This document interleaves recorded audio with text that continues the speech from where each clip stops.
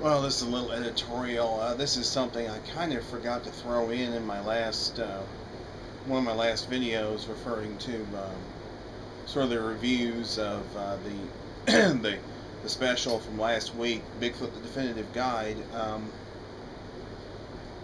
Generally, you guys know I don't like to talk about the Patterson Gimlin film too much because, as I mentioned in my review of that program, it gets you into a whole he said, she said kind of arguments and counter arguments and things of that nature, and that just gets everybody nowhere.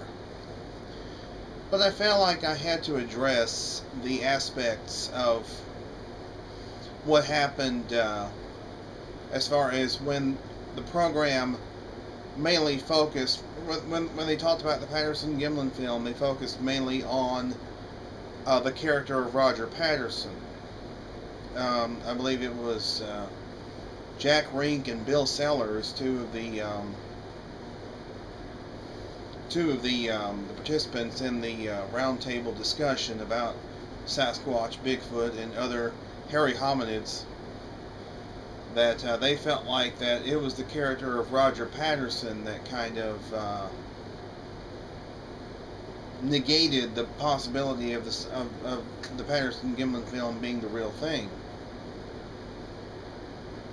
Well, and then they showed this Mike McLeod guy who authored the book Anatomy of a Beast, and he talks about how, in his opinion, it was because Roger Patterson was a jobless inventor that he must have faked the film, and that the film was indeed another one of his inventions.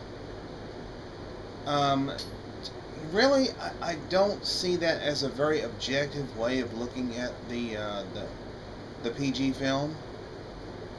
I think that it was a bit of a wrong-headed segment for them to do. I don't really agree that the character of Roger Patterson should have been brought into it. I'm going to quote the late Rene DeHenden here, and this might be a controversial statement, but hey, he made it, I didn't. I'm only quoting him. He said that a pedophile could have taken that film. Larry Lund has said that Hitler could have taken that film. It still wouldn't matter just because of the character of the person who took it. It would only matter that you got something on film. You got something on film, the Patterson Gimlin film. I mean, personally, I don't get into the whole character thing.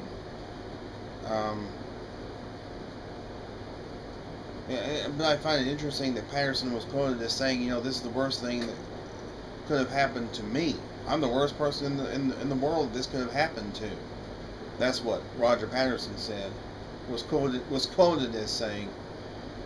But I really don't think it was a very good idea for that program to focus so much on the character of Roger Patterson.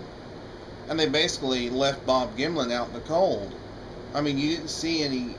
They could have replayed the interview with Bob Gimlin that was done by Doug Hychek for Mysterious Encounters, and also for Monster Quest.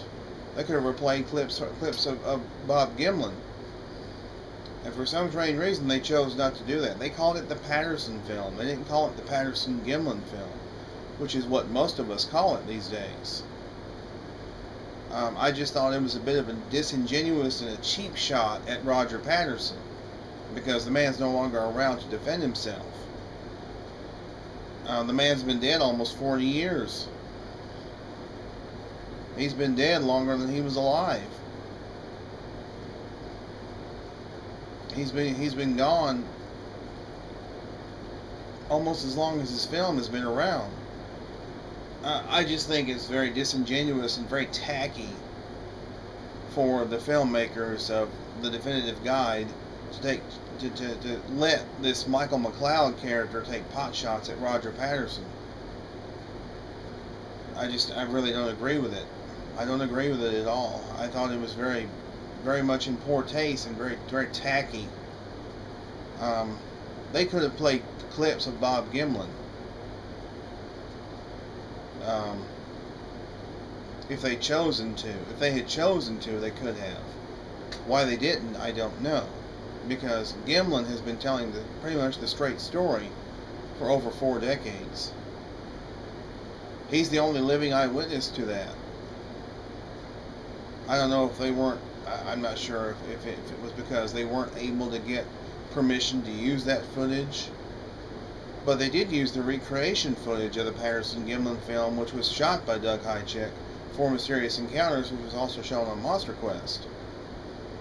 So I really don't know why they didn't show the footage of Gimlin being interviewed. One of the first and only times he's been interviewed on television about the film. They could have done it that way, but they didn't. I don't know why, but they didn't. But I just think it's a little disingenuous of them to claim that the PG film is a hoax because Patterson, didn't pay his bills. He wasn't always a stand-up guy. He never wanted to work a day in his life. Well, I think that's ridiculous. I just think it's disingenuous at best to make the claim that because he didn't want to work, that must mean he faked a film. But I'm coming out in defense of Roger Patterson. I think that Roger Patterson did not have the capability to create such a hoax. As Meldrum rightly pointed out, there was no stretch fur or lycra or anything like that. I don't know if lycra was around then, but there was no stretch fur around at that time to create such a costume, such as what is seen on the Patterson-Gimlin film.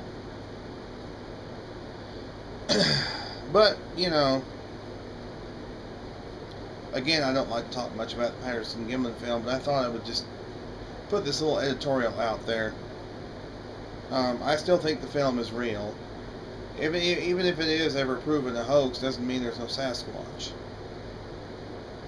Doesn't mean there's not a mystery to solve out there. But I thought that what the Bigfoot, the Definitive Guide people did was a little bit disingenuous and a little bit tacky. Because Patterson's no longer around to defend himself. He's no longer here. So, I mean, I just... But, whatever. This is what they wanted to do with their program. Whatever. They want to cast aspersions on Roger Patterson. I guess that's their right. But in my mind, the PG film is real, and I don't see any way it could have been faked. And I think Roger Patterson went to his grave with a clean conscience. I don't think he faked it. I don't think Gimlin faked it.